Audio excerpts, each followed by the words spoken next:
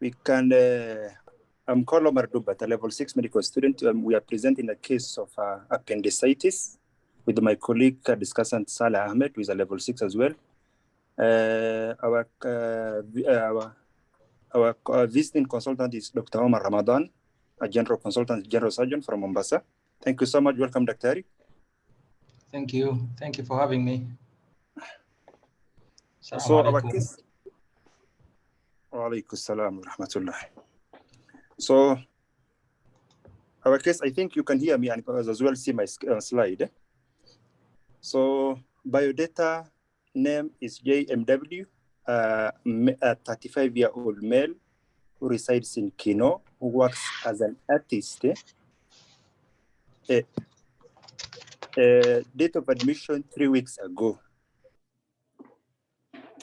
Presenting complaints, the patient presented with abdominal pain for 1 week and hotness of body for 1 week. A history of presenting illness.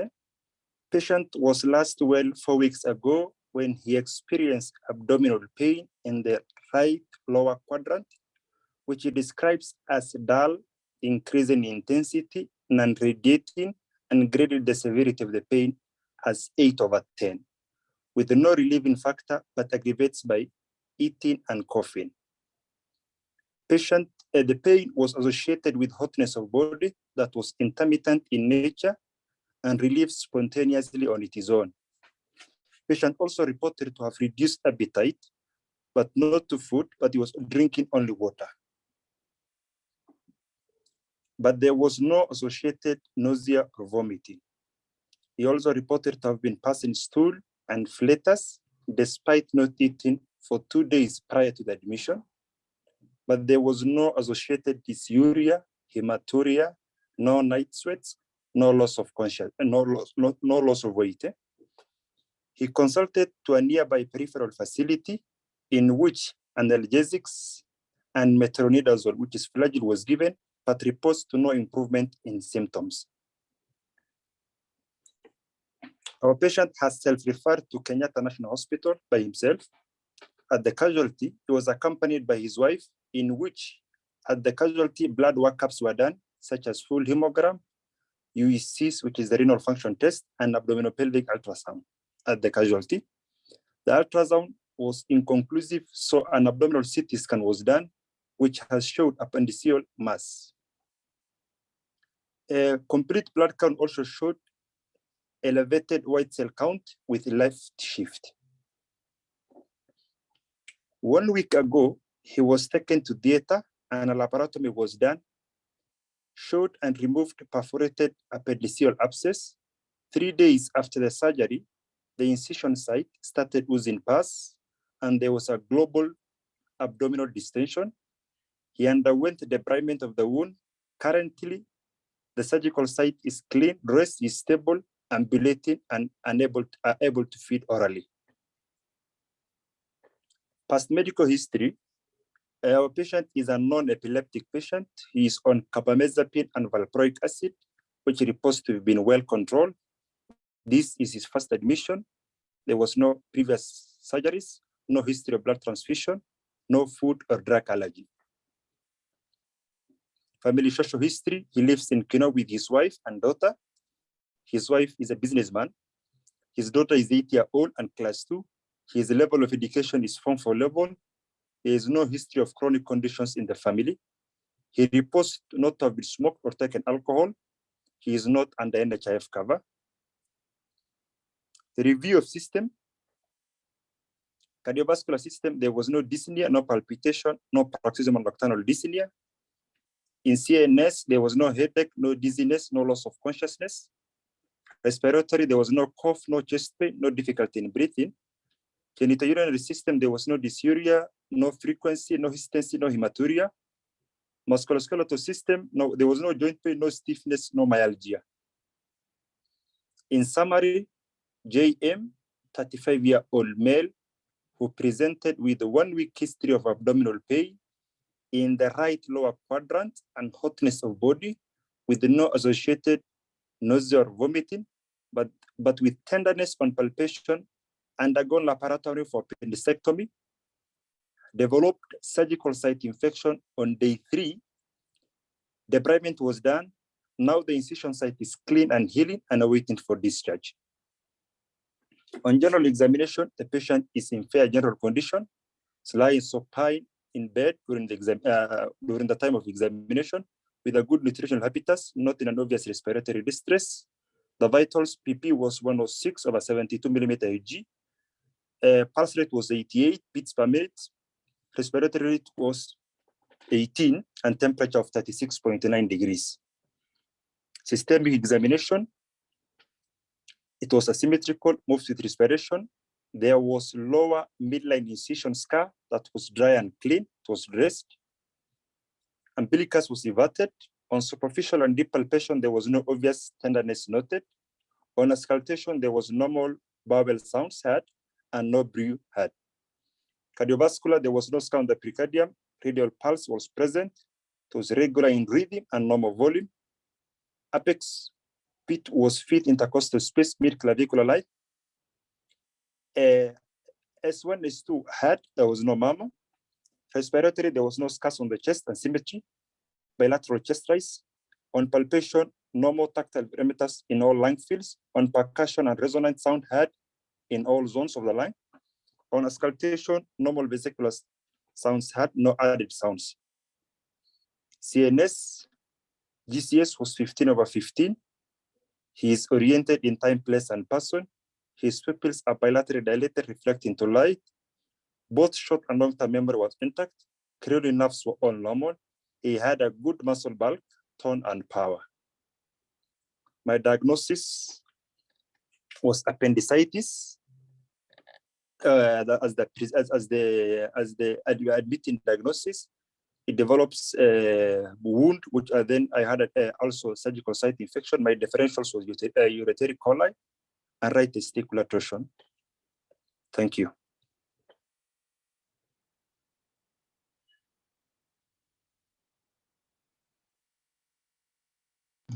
Thank you so much, Omar.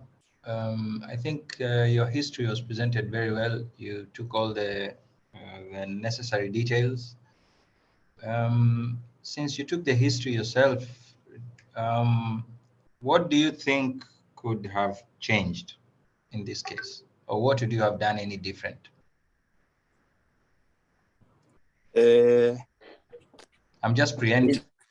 Oh, okay. I could have, instead of going for abdominal CT, think about how the patient was managed. Yeah, that's what I'm trying to think. Like in terms of doing abdominal CT scan, I think because of the exposure of radiations, I could not have done for that option. If the clinical signs, I could have done my symptoms well, and then either try to manage the patient that way instead of taking the patient to a CT scan. I think that's could have changed in terms of management from that side. Okay. And so clinically, the patient had all the symptoms you would look for in appendicitis, isn't it? Yes. So what I would emphasize, which I think will come up in the discussion, acute appendicitis remains a clinical diagnosis. Okay? Okay. It remains a clinical diagnosis. And I think in the discussion we'll see what does that mean, and what helps you make decisions when your presentation is not so typical, okay? Because not every patient will present the same, okay? Okay. So I'm sure our colleague who's going to present the discussion rather, will give us, he has quite a good presentation, and some of the things that we will ask, or we are asking now, will come up.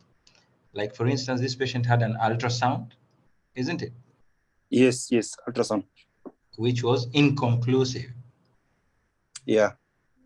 And after that ended up having a CT scan. Yes. Which showed an appendicular mass. Exactly. So these are some of the problems you will run into in real practice. Who is doing the ultrasound? Is it being done? Because an ultrasound is a very good investigation. But one thing you should always remember is that it's user dependent.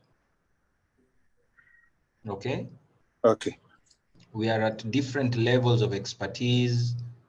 There are radiographers who use it. There are radiologists, technicians who use it. There are residents who use it. There are consultants who use it. All these people are all very differently experienced. So you might find wherever it was done, because you would ask why wasn't this abscess or appendicular mass seen on the ultrasound? Yet it was there. It's a very good question. Yeah. Yeah.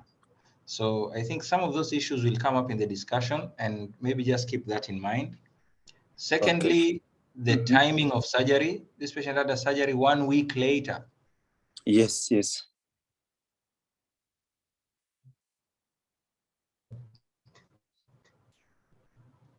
Is that right, Omar? Yes, doc. Yeah, the patient had, from the admission to the time we taken to the ECAT was about 1 week. Yeah. Do you think that was appropriate? No. Yeah, and we will find out why, isn't it? Remember, Yes, okay. whatever may have happened, there could be different circumstances. Right now, we are just discussing in the best case scenario. There are a lot of things that can make you end up operating a week later. Okay. But if you were asked, if you had everything ready, would you keep this patient 1 week to do a surgery? No. Exactly. In a proper setup, no. Exactly. In a proper setup, your decision would be to take this patient to theater. So I hope in the discussion also we can come up and decide when do we need to do this surgery. Okay. Then again, the choice of surgery done. The patient had a laparotomy done. Yes. So is it normal to do laparotomies for? No, I don't think so. Not really, isn't it? But there are situations which will force you to do a laparotomy, like this one. Because the incision, the other approaches, the traditional approaches that we usually use, may not give you the necessary exposure that you may need. Okay? Okay. Isn't it, Omar? Yes, yes, doc. So hopefully all these approaches will come up. I think if you have any questions, you can ask me, or if you're free for us to move to the discussion, we can discuss that. Then you can have a few more questions from everybody else after that. Okay, I think it is necessary we can go to the discussion side. Okay. And then we have a session of a question and answer around 5 minutes towards the end. Great. Thank you.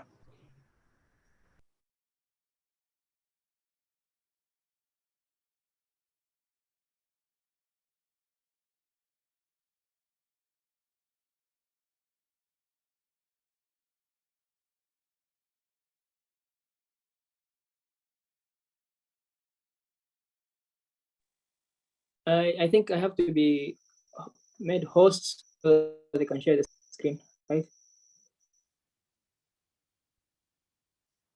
Yeah, I think Jamal is there. Although he's busy, let's see.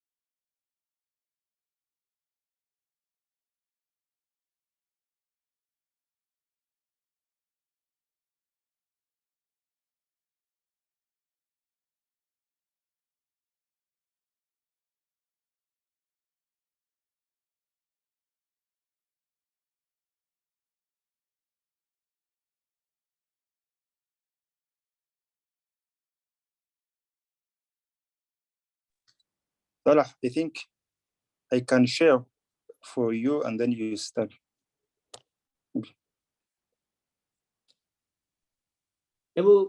Check if it's possible, if you can make me the host. I think it's very easy. I move it from my side. Trying to do that.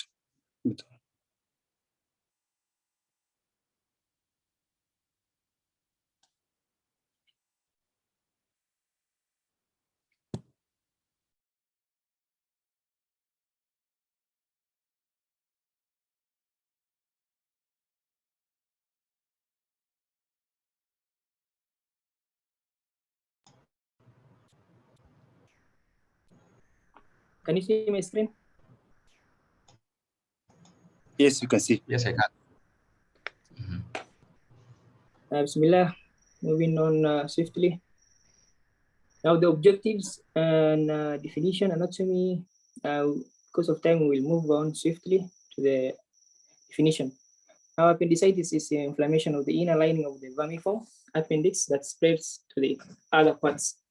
Now this is a clinical emergency and one of the more common causes of acute abdomen.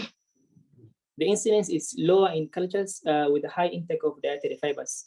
It occurs in persons of all ages, with highest incidence occurring between 15 to 30 years of age. It has male predominance, 3 to 2. Now the anatomy and the appendix is a worm-like extension of the cecum. The average length of the appendix is around 8 to 10 centimeters.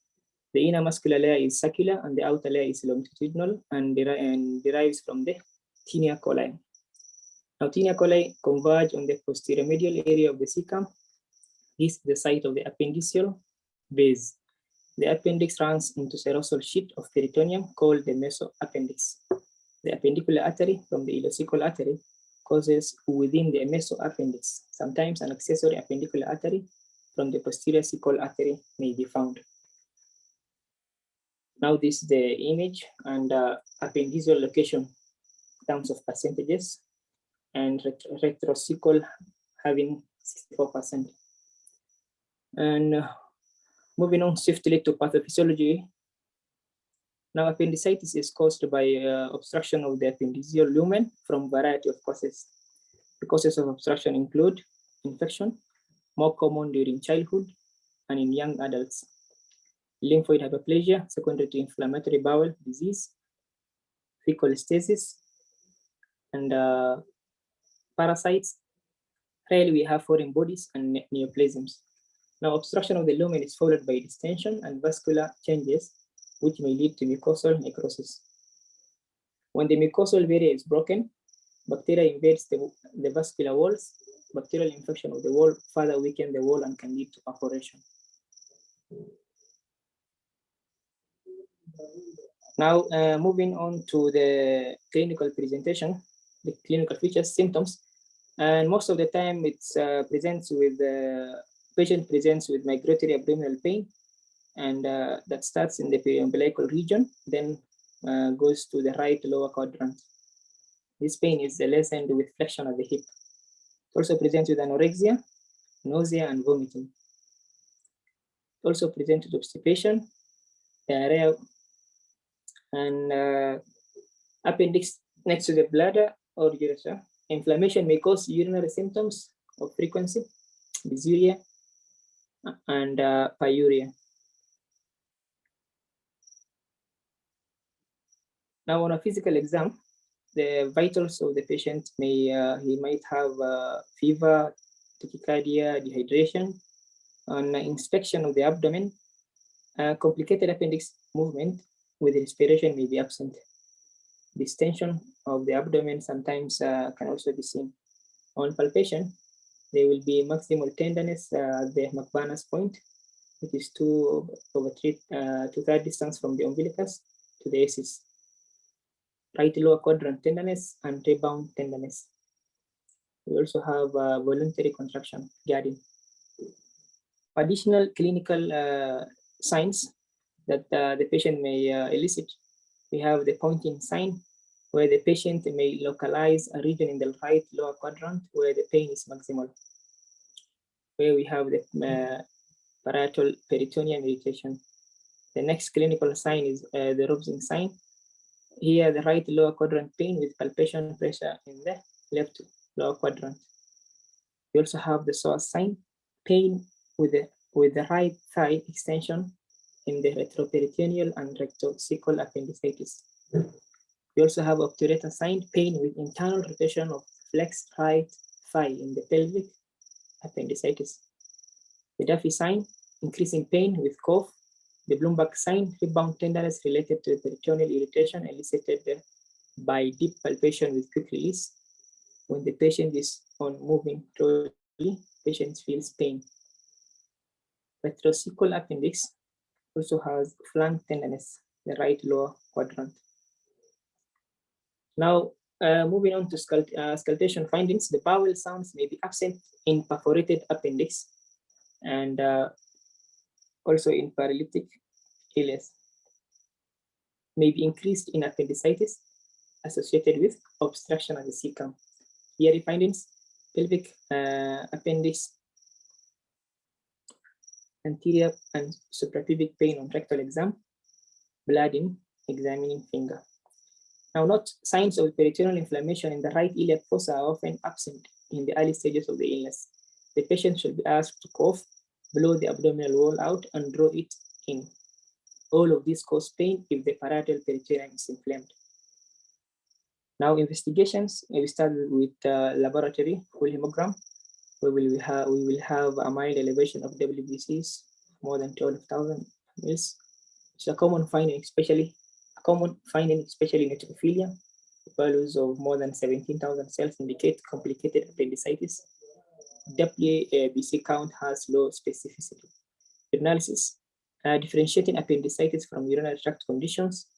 Mild pyuria may occur in patients with appendicitis because of the relationship of the appendix with the right ureter. Severe pyuria is a more common finding in UTI. We will also have hematuria in ureteric colic, glycosuria in diabetic ketoacidosis, urobilinogen in acute porphyria. Now, when UECs detect any deranged electrolytes, case of vomiting, diarrhea, and anorexia. Now here where correction is normally done. Renal pyelonephritis, and it also rules renal pyelonephritis and colic. Now C-reactive protein and ESR increases with the first 12 hours of bacterial infection, and liver and pancreatic test to rule out acute pancreatitis and cholecystitis. Pregnancy test in females of childbearing age. Now moving on to the imaging. Now abdominal X-ray will show gas-filled appendix, radiopaque piccolith or ureteric calculi, or deformed cecum. Now, a deformed cecum will show air fluid levels. A perforated appendix may allow sufficient free gas to escape to be revealed on plain X-rays. Barium enema and unfailing appendix, right lower quadrant mass effect. CT scan for the periappendiceal abscess and wall of appendix may be used in obese patients where ultrasonography may be hampered. Diagnostic laparoscopy can be converted to therapeutic by doing laparoscopic appendectomy. Now, for ultrasound, it will show distended and thick-walled appendix. Most of the time, this is the diagnostic image that is mostly used. Now, supportive findings can be distended appendix, and in some cases, you might get an undistended appendix. Now, using ultrasound probe to assess, you can also use the ultrasound probe to appraise the appendix, which causes tenderness, up to 90% sensitive and 95% specific for appendicitis. You rule out other differentials as ectopic pregnancy, pelvic abscess, endometriosis, ureteric colic, and inflamed gallbladder. Now, and most of the time, the ultrasound has the target signs where you will have concentric rings of hypo and hypoechogenicity in the axial and transverse section of the appendix. Now, I think we are going. We will come back to the Alvarado's mantle score because we have combined it with the pediatric one here now. And now we will just use the Alvarado, then we will come back to the pediatric appendicitis score. For the this is a diagnostic tool for the evaluation of a suspected appendicitis. The signs and symptoms: migratory pain and anorexia, nausea, vomiting. This is a diagnostic tool. The patient, whatever the patient presents, is will be used. We will use this table here to score and check if the kind of management that the patient will require using the Alvarado score. Now, if the patient scores in between 1 and 4, you discharge the patient 30% appendicitis, and the patient scores 5 to 7, you monitor and admit the patient. You admit and monitor the patient. 66% of cases can 5 to 7% can 5 to 7 score can give you 66% appendicitis. 8 to 10, this is you have to admit and take the patient to theater for appendicectomy. Now, moving on swiftly to the management. Now, for the management, you might have supportive, non-surgical, and definitive management. Mostly, and some of the cases like ours was an emergency. I don't know, the patient was taken to theater after a week.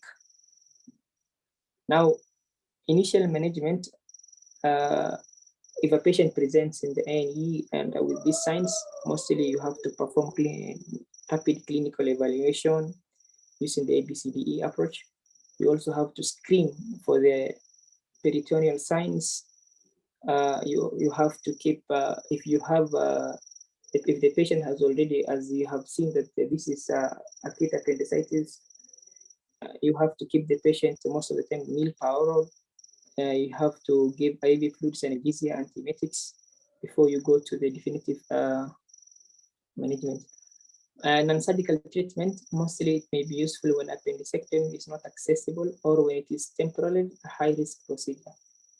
You have to give IV antibiotics. For our definitive management, we have open appendicectomy and laparoscopic appendectomy. Starting with the open appendectomy, and prior to incision, the surgeon shall carefully perform a physical exam of the abdomen to detect any mass and determine the site of incision.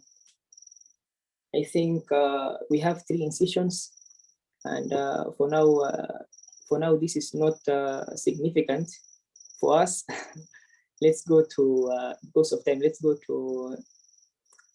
ahead with the laparoscopic appendectomy.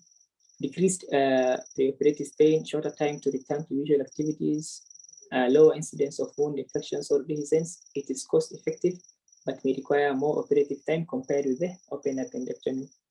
Now, differential diagnosis of appendicitis, acute appendicitis, can be ectopic pregnancy, pseudoappendicitis, macula diverticulum, diverticulitis, especially in elderly patients, inflammatory bowel disease, gastroenteritis, colon cancer, urolithiasis and renal colic, urinary tract infections, source abscess in patients with positive source sign, and lastly, gynecological diseases, e.g., PIDs and ovarian cysts. Complications of appendicitis: wound infection, intra-abdominal abscess, sometimes diaphragmatic, fecal fistula, intestinal obstruction, early or late, incisional hernia, liver abscess, which is rare, peritonitis with peritic ileus. Now we have 3 categories of special patients. We have, let's start with the appendicitis in children. The clinical features, the reliability of signs and symptoms in children is lower. Most reliable symptoms are emesis and duration of pain, abdominal tenderness and pain with walking, jumping, and coughing. Diagnostics, routinely obtained laboratory studies, initial CRP of more than 10 milligrams per ml and WBC count of more than 16,000 ml. Strongly predict appendicitis. You have to consider either of the following clinical risk scores: the Alvarado score, pediatric appendicitis score. This is a scoring system to estimate the likelihood of appendicitis in patients 3 to 18 years of age. Ultrasound is the diagnostic procedure of choice. Now, appendicitis in pregnant individuals. Clinical features: appendicitis often manifests atypically in pregnant individuals, potentially delaying diagnosis. Atypical and higher pain in localization, Other positive symptoms include heartburn, flatulence, irregular bowel movements, diarrhea, urinary frequency, and pain in Douglas spot palpation. Diagnostic laboratory results may be misleading due to physiological changes in pregnancy. Graded compression ultrasonography, an ultrasonographic technique in which the transducer is used to gradually compress the abdominal wall, which displaces the bowel to better visualize intra-abdominal structures. It can be used to diagnose appendicitis in children and pregnant individuals. If ultrasound is inconclusive, consider MRI. Now, treatment in pregnant individuals, we have prompt laparoscopic or open appendectomy. Delayed interventions for more than 24 hours after symptom onset is associated with higher risk of perforation. Laparoscopic approach is safe and can be performed in all trimesters. Perioperative antibiotic with proven coverage for gram-negative and anaerobic bacteria. Complications of this can be maternal and cervical incompetence, vaginitis, vulvovaginitis, and sepsis in the fetus. Small for gestational age, low birth weight. A perforated appendix is associated with a higher risk of preterm labor and pregnancy loss. The last special group is appendicitis in patients of more than 60 years of age. Clinical features include chronic and atypical history, possible low-grade fever, confusion, subtle abdominal burden. Diagnostic imaging should be considered regardless of the cause. Consider diagnostic laparoscopy if imaging findings are inconclusive. Consider colonoscopy after treatment of acute appendicitis to rule out early colonic malignancies.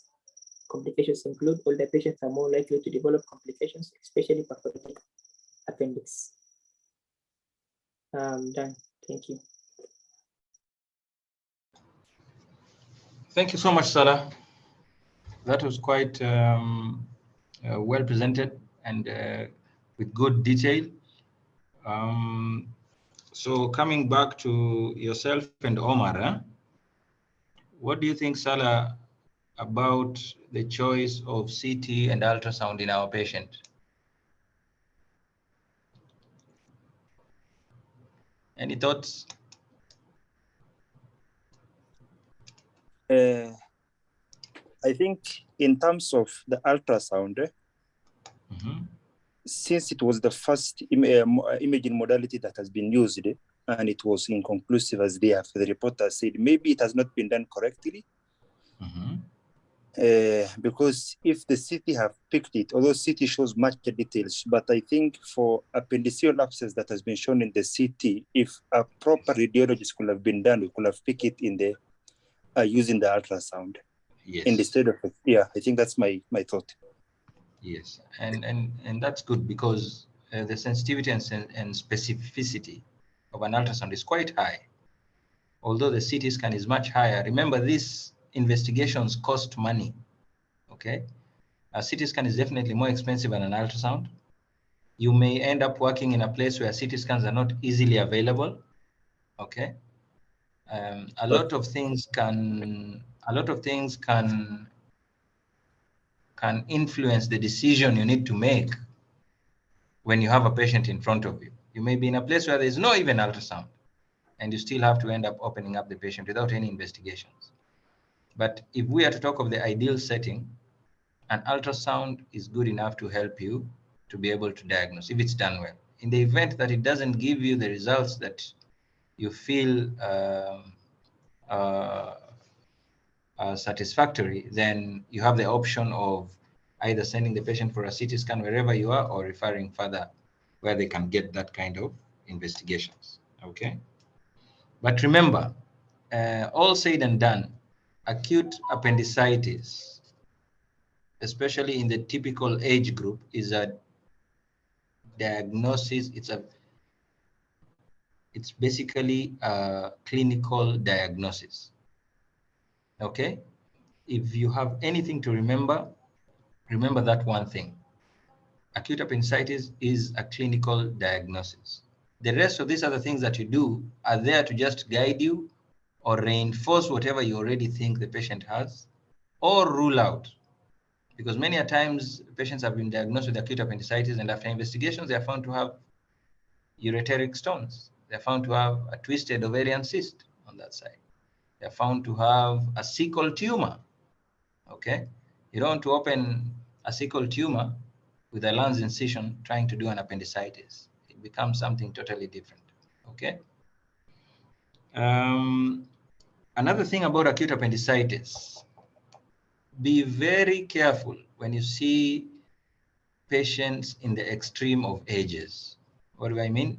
Like the special groups you presented, Salah, that is the children, pediatric age group, and the elderly. Now remember, the immune response in these two age groups is very different from the normal adult. So they tend to complicate much faster. Okay, so these are patients you need to handle with a bit more care whenever you see them and you suspect that their symptoms may be leading you to thinking about acute appendicitis. Thirdly, you could grade these appendicitis in basically 3 groups, and which are just a simple appendicitis, which is just an inflamed appendix, a complicated appendicitis. For instance, what happened to your patient Omar, already had a perforation with an abscess or a gangrenous appendix. Those are complicated appendices. And there is negative appendicitis. These are patients who present with the same symptoms of appendicitis. You do an appendicectomy, it goes for histology, the appendix, and the result comes back as a normal appendix. These do happen. So patients can fall in either or those 3 groups. Basically, when it comes to management, there's this whole debate about open surgery, laparoscopic surgery, minimally invasive surgery. If you look at the literature, there's really no big difference between these two. Most of what has been reported, a lot of studies have been done to compare both laparoscopic and open appendicectomies. And they've been found to actually have no big difference.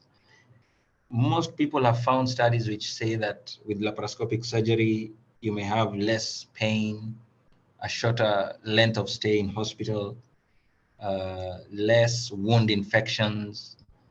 But again, they have found, maybe they found they had more appendiceal abscesses.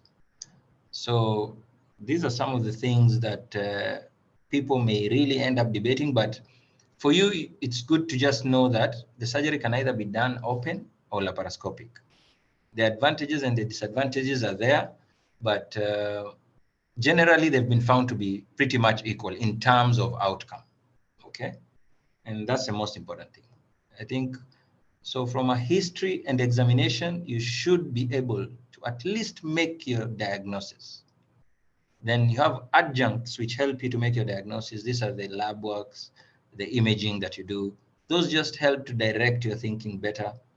And if you're in a situation where you can get them, well and good. If you're in a situation where you can't and the patient needs help, you may still have to go for your surgery. In terms of the choice of surgery, Salah, what do you think about the choice that was made with the patient that Omar presented? It was a bit radical. Mm-hmm. And I think laparoscopy could have been done, and also open appendectomy is also possible. Yes. It was also possible. Our patient, I think he had laparotomy, right? Yes, he had a laparotomy. Yeah, so different choices can be made from different circumstances, okay? In the ideal setting, if you have access to laparoscopy, that can really help you because you can put it in and do a diagnostic laparoscopy, see the problem where it is, and at the same sitting, you can sort it out. If you don't have access to laparoscopy and you feel this patient needs an open appendectomy, so you think about the result that your investigations gave you. So here is a big abscess. Most likely you may not have very good visibility if you do a lens incision, okay, or a gridiron, and you don't want maybe to have a difficult appendix. And that's why, you know, the Rutherford Morrison is almost like an extension of your original incision, right? So, and that's, you only extend when surgery is very difficult. So to avoid those complications, sometimes the option of doing a laparotomy in the midline is actually undertaken. to help you just have very good access and to do a thorough, a good appendicectomy, a good surgery, and cleaning up of the abdomen, because sometimes this pus spills out all over in the pelvis. It goes all the way to the right upper quadrant, around the liver, around the spleen. You might find pus in the entire abdomen, and you need a really good washout if you don't want this patient presenting later on, despite having an appendectomy done. They still might present later on with an abscess in the abdomen. Why? Because of just lack of good control of contamination or infection in the abdomen. So you must also try and anticipate these problems, and that can influence the decision that you make depending on your circumstances. So it's good to look at the case. We were not there. We don't know the circumstances that led them to make that decision, but I think that was the right decision for them at that time. If they were in an ideal setting and they had everything ready and they still made that decision, we may just have to ask why they did that. But in retrospect, remember that these are all the options that you have. So whenever you ask this kind of question, it's good to have all the options in mind and just approach them in a systematic manner, and that will help you get around your problem. Okay, so that was a good summary. I don't know if there are any questions, so that I don't keep you. I know guys can get bored with these things sometimes. There are some questions in the chat. Yeah?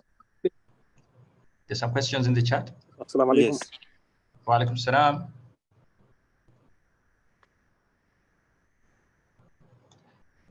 Yeah, so I've seen, is there a role for medical management in appendicitis, and what criteria should justify it? So my question goes to Yes, go ahead.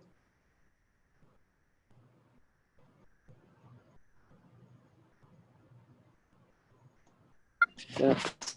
Sorry for distracting. That was a good presentation by Omar, but I had a question. In this case, the CT showed that the patient had an abscess. So, and there's delay in operating on the patient. So I was asking Omar if there's if prophylactic antibiotics are given pre-op, because the abscess might have contaminated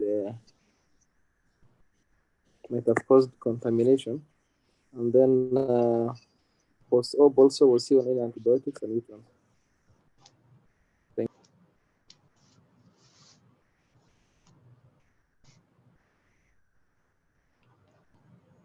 you. Thank you, Musa, for the question. Our patient was on cefazolin and metronidazole as an empirical, and then after the surgery post-op, he had developed a surgical site infection, so they were giving him on fluoxacillin. So that is what was in the T-sheet.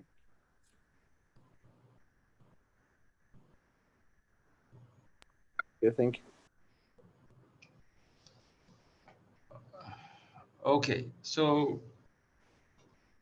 I wanted to answer the first question in the chat. Is there a role for medical management in appendicitis, and what criteria should justify it? Now, actually, when you look at the literature, there's a lot of push, especially in the pediatric age group, that most of simple, non-complicated appendicitis could be managed medically. That is with antibiotics and painkillers.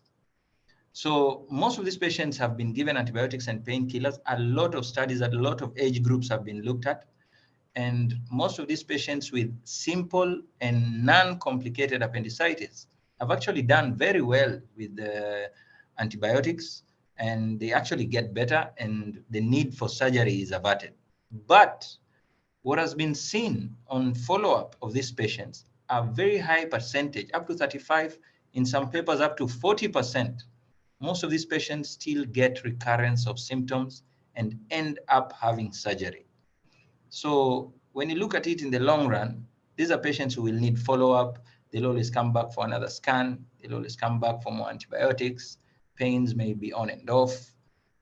If they have no problem with that, that may be discussed, and it may be an option that a patient may be given. But they also must understand that the risk of recurrence of the of the symptoms and eventual need for surgery is still very high. So always have that option that yes, it may be managed medically if it's non-complicated, meaning it's not perforated, it's not gangrenous, it's just inflamed, white cell counts are not too high, you know, their Alvarado score is below 7, you know. So those are the kind of patients that may be considered for medical management. But remember, their recurrence rate is high, and a very high percentage of them end up needing surgery anyway. In a couple of months, some in a couple of years, in less than 5 years, a big percentage of them actually end up getting operated. So that's something to always remember. The second question is from Abdurrahman. Is it advisable to do appendectomy whenever we get inside for other surgeries as a prophylaxis? No. Remember, when you're going in for a surgery, you have taken a consent for that particular surgery. So it's ethical practice, although the consent also says that if you find that there's something else that may be harmful to the patient, you may still be able to sort out the patient at that time. For instance, let's say you're going in and you find that the patient had a twisted right ovarian cyst, and you've done an incision, a Lanz incision, and you end up extending it, and you end up doing the right salpingectomy. So what happens? So this patient already has a scar.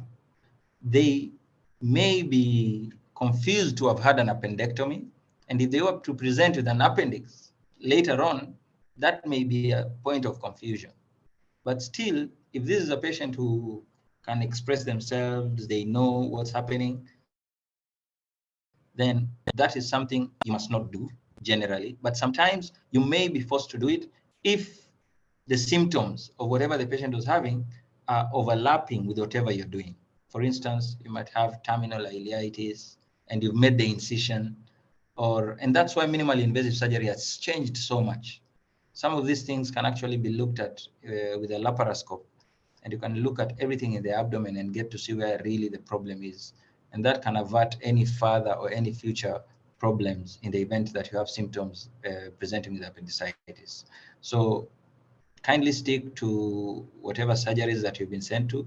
That is in very rare occasions, may you have to do that with the relevant or with the right indications, but not as a prophylaxis. So how does pregnancy mask appendicitis? So basically, as the uterus keeps expanding in the abdomen, so the normal anatomic placement of the appendix is usually displaced. There's an element of displacement. There's a very nice image, I think, in Belly and Love, or maybe one of the surgical textbooks, that shows how the appendix really moves throughout the pregnancy, and it can guide you. So, and also it depends on the site or the anatomical placing of the appendix. Is it retrocecal? Is it anteverted? So in terms of masking it, not really, but in terms of the symptoms and as Salah presented as in the special group, it may be a bit more difficult to pick it up, or if you don't consider it, because they may be confused with a lot of issues which are seen in pregnancy. So it's always very interesting and very good to make sure you liaise with your colleagues who are obs-gynae specialists, and that will help you out. How exactly does cervical incompetence result from appendicitis in pregnancy? I'll have to check that up. I haven't seen that before. Salah, any ideas from your presentation with the special groups in pregnancy? And I think I will also have to check it out.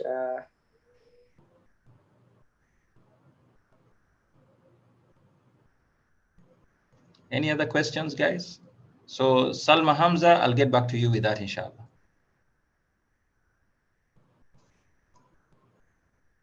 Any other questions?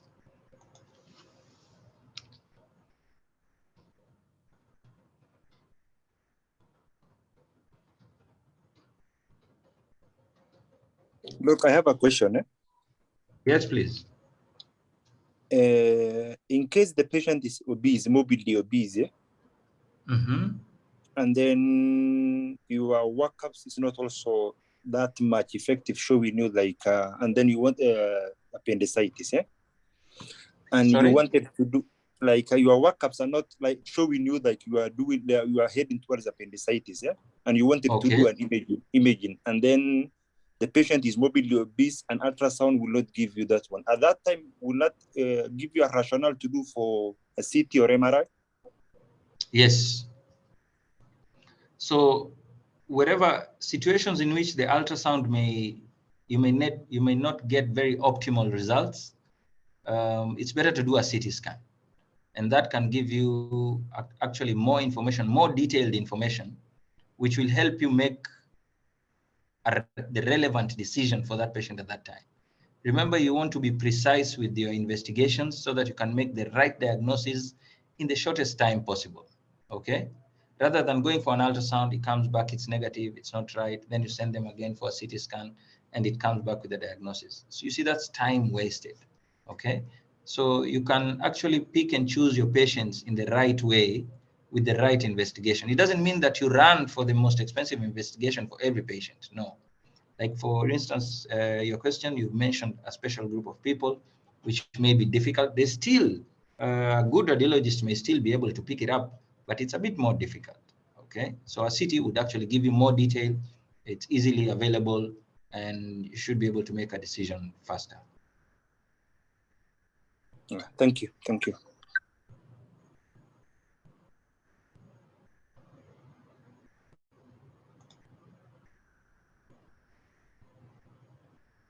Any other questions or contributions? Feel free. I have a question, Dr. Yes, please. I read somewhere that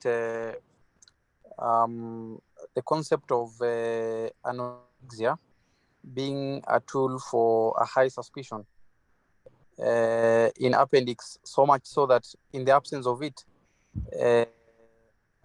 a diagnosis or a likelihood of appendicitis is very unlikely. Is that reliable, or a concept of what? Sorry, I didn't hear you. I'm saying, yes, I read somewhere that in appendicitis, it is almost always that there will be a symptom of anorexia or severe loss of appetite, so much so that in the absence of it, one should actually doubt the diagnosis. How reliable is that? Is it almost always, or I mean, I was wondering how. Okay. Yeah, that's a good question. Now, anorexia, it's actually, some texts actually even refer it to as the hamburger sign. If you were to offer a patient with appendicitis a hamburger, they would say no. Well, generally they would want to eat it, but because of appendicitis, they might not say it because of the anorexia that they may have it. But the important thing is all these symptoms, remember, people have tried to look at, so what symptoms may be the most sensitive in helping you to try and diagnose acute appendicitis. And each and every one of the symptoms that you see in the scoring systems have been investigated very, very thoroughly. And they found that even, you can see, you would ask yourself, then why are some of the, if you look at the scoring systems, why are some systems given more scores than others? Why are some symptoms given more scores than others? Others have 2, others have 1, isn't it? So this is because of the sensitivity and specificity of actually these symptoms. And when they looked at all the symptoms that all appendicitis patients have had, these are the most common ones that they found. So anorexia alone may not be like the kill switch. If it's not there, it's not appendicitis. If it's there, it is. Remember, it depends at what stage of the spectrum of acute appendicitis you get the patient. You might get the patient very early, they might still not have the anorexia. You might get the patient very late, they are now very sick. Okay, you might get the patient when the symptoms are just peaking and they are very anorexic. So it depends at what stage and at what point in time are you seeing the patient. And that's why your history is so important. Okay. If you look at different age groups, you may not have anorexia in very old people. Okay. You may still find them having to eat something. You might not find anorexia in a child. Okay. So different age groups matter. Physical history and physical exam are very important, and it depends at what stage in the spectrum of appendicitis you get the patient. So generally, it is a very important symptom, but you wouldn't stick to saying that without it there is no appendicitis. No, I think like without it, then what are the other signs and symptoms? Can they help me make a diagnosis of appendicitis? Yeah. So that's what I would say. Hello, Dr. Assalamu alaikum. Wa alaikum salam wa barakatuh. I'm Halim. Okay, just to clear my head, there is somewhere that I have read, like for example, a patient who presented with more like signs and symptoms of, let's say, of appendicitis, and you've clinically diagnosed, and you've sent for imaging and ultrasound. Like obvious, they were conclusive enough that this was appendicitis. So during surgery, the patient you've taken the consent, and the patient confirmed that the appendectomy can be done. So in case like you open the GI, the alimentary canal, and you concluded that it was not an appendicitis, it was like another differential diagnosis which was there. And since you made the incision and the surgery Yes. is there and the patient Yes. cannot wake up, is it advisable to do, since the patient have already signed the consent, is it advisable to do the appendectomy so that if another time comes and the patient present with the same signs and symptoms, at least we can say we've removed the appendicitis, since it is less functional for the human being, we can remove, so that at least it won't be a differential diagnosis. Yes. So Abd Halim, so your question is really quite bordering on an ethical issue. Okay. So think about it this way. Remember, medicine is a very litigious profession. Okay. Yes, you are doing something to help the patient. Okay. Yes, you are operating on the patient to assist them, to make them better. But that also doesn't give you autonomy to make any decisions on behalf of the patient if it's not a life-saving decision. Okay? Because remember, in any other country, or in countries where rules and laws are really followed, without a consent, it's very difficult to do the appendectomy, because you fear that it might be confused later on. But you might find there are settings in which in where I have also practiced, where that is done very commonly, just so that, because if you have an incision there, someone doesn't think you had it before. But other people will argue that if you had no business touching something that really was not pathological in the first place, and if they were to come back, you have all the means and all the necessary investigative capabilities to be able to diagnose it. Now, if you're in our kind of settings where resources are scarce and patients stay in very remote areas, access to healthcare is difficult, then that may justify your decision. But if, let's say, you're staying right there in Nairobi, you're like less than 1 kilometer or 2 away from a very well-equipped hospital, you have access to all the investigative capabilities and access to specialists, then someone may put you to test. Okay? So think about it in that justify it in the sense that if the patient is in a hardship area, maybe access to medical care is difficult, they are not easily capable of a good postoperative follow-up, then that's a decision you can make at that point and discuss with the patient and the relatives thereafter. Thank you, Dr. I hope that has put your mind at peace, Abdi Halim. Yes, indeed. Thank you.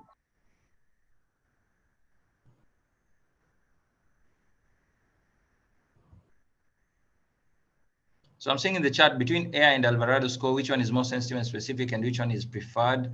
I think in terms of preference, a lot of people prefer Alvarado. It's easy to remember the Mantrel score, very easy to work out. Remember all these scoring systems. Why are there so many scoring systems for one particular pathology? It's basically just to be able to, it's utility. So utility to be able to make a decision on whether or not the patient is going for surgery or not, whether or not you're going to operate, are you going to give antibiotics, how are you going to manage the patient? So utility is the most important thing. And you'll find that most people, I found a lot of my colleagues or in practice, a lot of people prefer the Mantrel score, which is the Alvarado, because it's very easy to do bedside with your basic investigations, even at the casualty when admitting the patient. And the decision can be made there and then. Whenever you have a scoring system that has a lot of variables, then it becomes a bit more difficult and it's not easy to use it right when you're with the patient. Any scoring systems that makes you wait almost 24, 48 hours to make a decision might not be very useful. So remember utility, utility, utility. Any other questions? Yes, Dr. Assalamu alaikum. Wa alaikum salam. Imran, how are you? I'm fine. How are you? Alhamdulillah. Doctor, is this particular group of patients, okay, this is more of chronic appendicitis than acute appendicitis, which I have seen. Most of them usually just present with epigastric pain and some sort of GERD-like presentation with exacerbations. You put them on PPIs, IV, they feel better, you actually discharge them, only to come find out maybe later on, after weeks or even others after months, they come back with diagnosis of chronic appendicitis. Yeah. Like, what is the relationship between this epigastric pain and the relief after PPIs with appendicitis in general? So basically, that really doesn't, they usually don't have any much correlation. Most of these patients, you'll find that they do also have upper GI symptoms, okay? So GI symptoms may vary depending on the acuteness of the disease. Remember, once the disease is acute and it's progressing, then that's when the symptoms actually tend to localize and just stick in one particular area. But before that, when the infection is still not very, sorry for that. Before that, when the infection is still not very well set in terms of patients who have subacute appendicitis or the so-called grumbling appendix, an appendix that just doesn't really get to becoming very much inflamed to the point of perforation, gangrene, but they just have these vague abdominal symptoms, mostly between the epigastric area, umbilicus, really sometimes really doesn't even go down to the right iliac fossa. Because remember, by the time you're getting right iliac fossa symptoms, you have actually localized peritonitis in that area because your parietal peritoneum is actually inflamed. So these patients don't get to that point. So because they don't get to that point, you might have all these GI symptoms, which may resemble upper GI symptoms, and they have the same symptoms like for GERD and PUD. And you give them some PPIs, they get some relief, but not because, and of course you add painkillers and their pain goes away, but remember it still comes back. Now, these are the patients who actually do very well with actually diagnostic laparoscopies or follow-up, and once the symptoms are become a bit more consistent with appendicitis, then they are offered surgery eventually. And some of them may take years. It might not be something very easy. It's a difficult group of patients, and you really must rule out what you're treating before you end up operating for something and their symptoms don't go away. So that's the whole point, Imran. Okay. Thank you, Doc. Thanks, Imran. Any other questions?